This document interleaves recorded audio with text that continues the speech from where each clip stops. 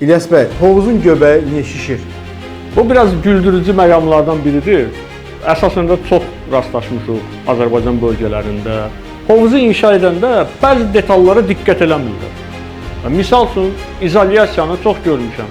Gedirik biz gəzirik hovuzçu olaraq, bir hovuz firması olaraq, bir hovuz mühəndisi olaraq, mütəxəssis olaraq.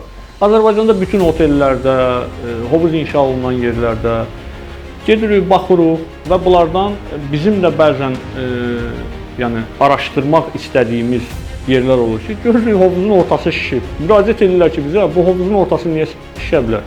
Çünki hovuzun izolyasiyası düzgün inşa olunmuyor. İzolyasiyanın altına su girən kimi nə edəcək? Hovuzun ortasındakı mozaikanı qaldıracaq havaya. Bir müddət sonra beton ortadan tak paralanacaq.